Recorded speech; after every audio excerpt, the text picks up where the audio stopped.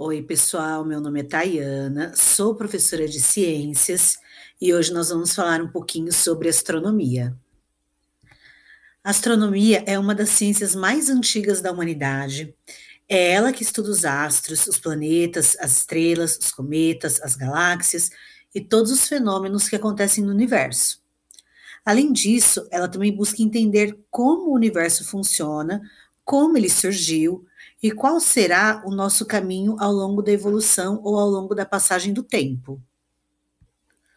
Os estudos astronômicos, eles datam de milhares e milhares de anos e eram feitos principalmente pelas civilizações mais antigas, que observavam os astros no céu, o Sol, a Lua, as fases da Lua, as constelações em determinado período do ano, buscando criar uma dinâmica de organização, principalmente a organização social, e compreender o funcionamento da natureza.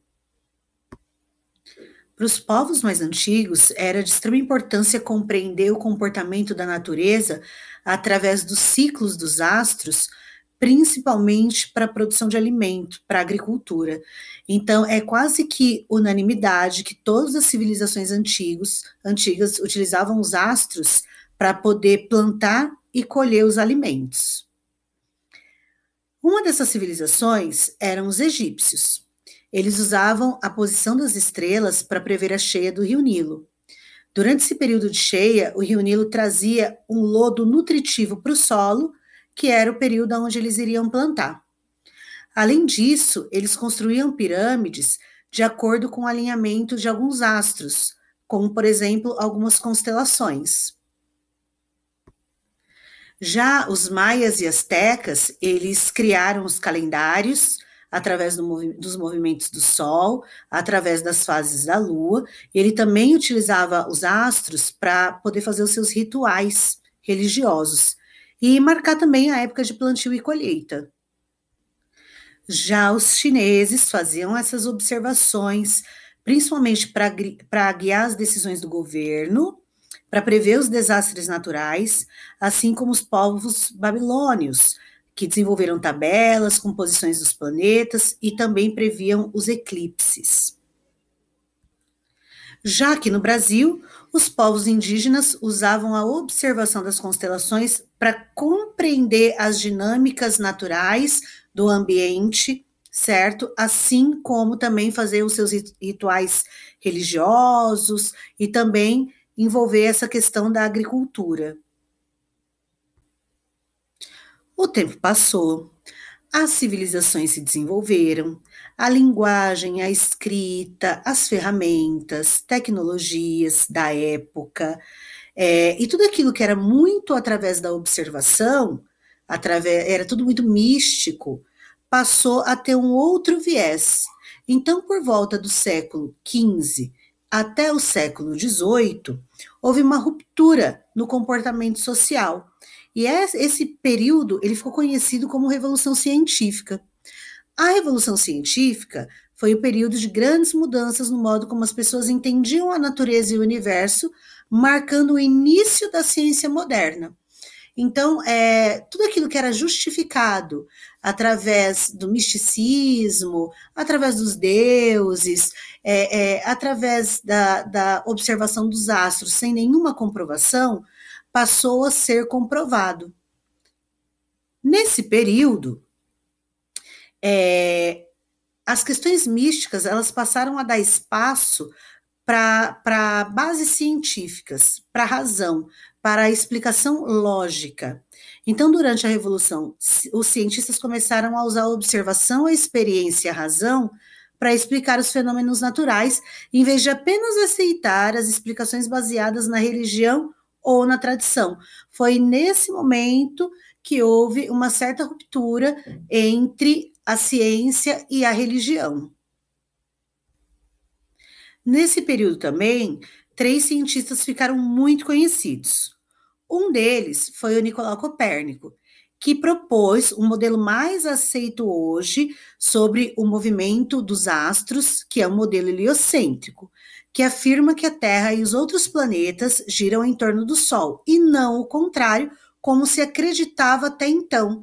Antes do modelo heliocêntrico, existia um modelo geocêntrico, onde eles acreditavam que a Terra era o centro do universo e todos os astros giravam ao redor da Terra.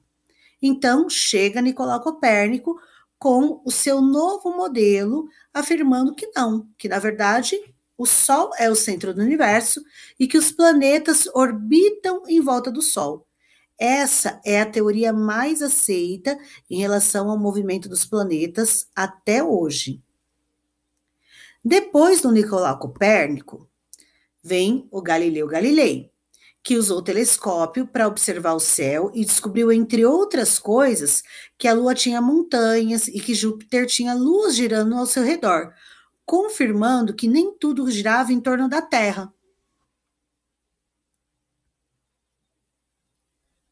E, por fim, vem o Johannes Kepler, que desenvolveu as leis dos movimentos planetários, mostrando que os planetas se movem em órbita elíptica e não em círculos perfeitos, ou seja, em uma órbita num formato quase que oval, tá, gente? E eles achavam que não, que os planetas giravam em uma forma circular perfeita. Então, o Kepler, ele desenvolveu algumas leis dos movimentos planetários. Enfim, esses três cientistas, eles não são os únicos mais marcantes relacionados ao estudo dos astros do universo, mas eles tiveram essas três visões em relação ao comportamento dos astros. E o tempo passou, a tecnologia avançou um pouco mais, e aí a composição dos principais planetas do nosso sistema solar foi aumentando. Hoje nós sabemos que o nosso sistema ele é composto de 8 principais planetas, mas não existem somente esses 8. Tem planetas que são muito menores, como é o caso de Ceres, de Eris e de Plutão, que foi rebaixado a planeta não por ser um planeta menor do que o nosso satélite natural, que é a Lua, tá? Esses 8 planetas, em ordem a partir do Sol, são Mercúrio, Vênus, Terra, Marte, Júpiter, Saturno, Urano e Netuno. Os planetas do sistema solar, eles se movimentam ao redor do Sol seguindo órbitas elípticas, ou seja, aquela órbita no formato meio que oval. Ou seja, a sua trajetória em forma oval, que eu acabei de falar aqui. Esse movimento é chamado de translação. Gente, translação é um movimento que os planetas executam em volta do Sol.